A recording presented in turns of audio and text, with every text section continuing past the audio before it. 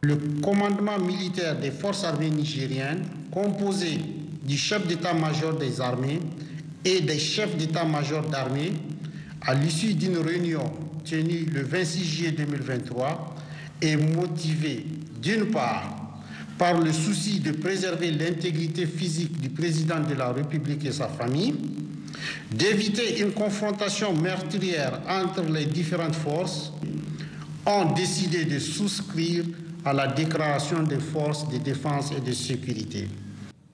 Voilà pour ce dernier rebondissement commenté depuis largement sur notre antenne par nos invités. Bruno Darroux, bonjour, je me tourne vers vous.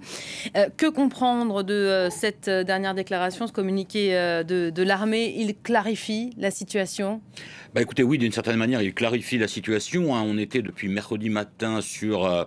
Voilà, le coup de gueule, on peut dire, ou la mauvaise humeur, comme avait dit la présidence nigérienne, d'une partie de l'armée, en l'occurrence la garde présidentielle emmenée par le général Tchiani.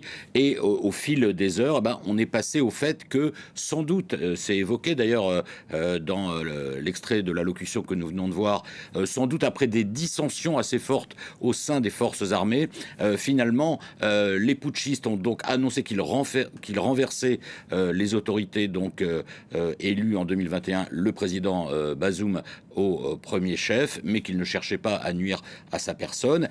Et là, aujourd'hui, on a donc le chef d'état-major, finalement, qui signifie en fait que désormais, c'est l'ensemble des forces armées, tous les corps d'armée confondus, qui endossent en quelque sorte ce coup de force qui, du coup, commence à énormément ressembler à un coup d'État militaire contre les autorités civiles. Alors, même si ce matin, le président Bazoum, qui est toujours détenu à l'intérieur de la résidence présidentielle, a tweeté pour dire en fait qu'il n'acceptait pas ce coup de force des militaires et qu'il s'engageait à sauver les acquis de la démocratie, il semble...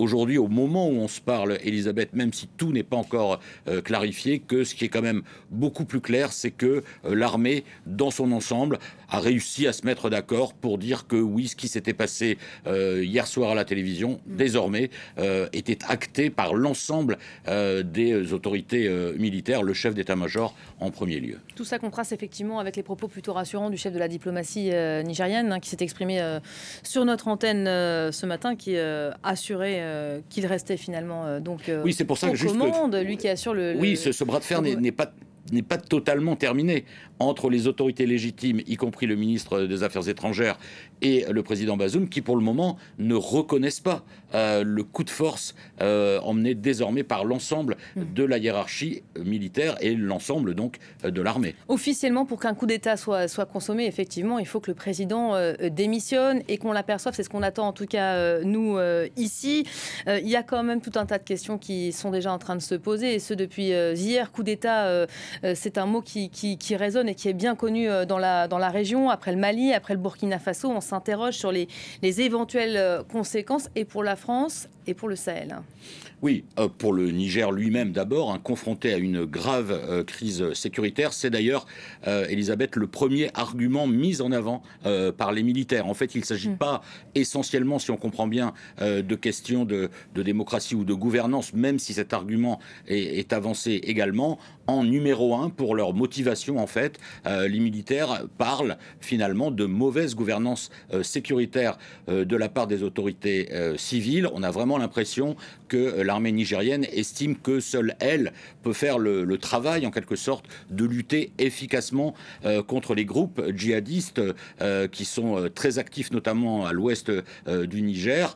Et évidemment, ça inquiète des pays comme la France, bien sûr, puisque le Niger est un partenaire très important de la France, surtout après le départ des troupes françaises, l'opération Barkhane, il n'y a même pas un an, c'était en août 2022. L'essentiel des troupes françaises, 1500 hommes, sont actuellement stationnés au Niger. Il y a également les Européens qui ont développé un partenariat avec le Niger depuis le début de l'année. Il y a les Américains qui ont notamment une base de drones au Niger, d'où le fait que la communauté internationale a réagi très vite et très fort pour demander la libération du président Bazoum, y compris la Russie. Alors il y en a certains qui demandent la libération du président Bazoum et souhaitent que tout cela se règle par le dialogue. C'est le cas par exemple de Moscou. Et puis il y a ceux qui dénoncent, c'est le cas plutôt par exemple de la France, une tentative de prise de pouvoir par la force. Merci beaucoup Bruno pour le décryptage. Union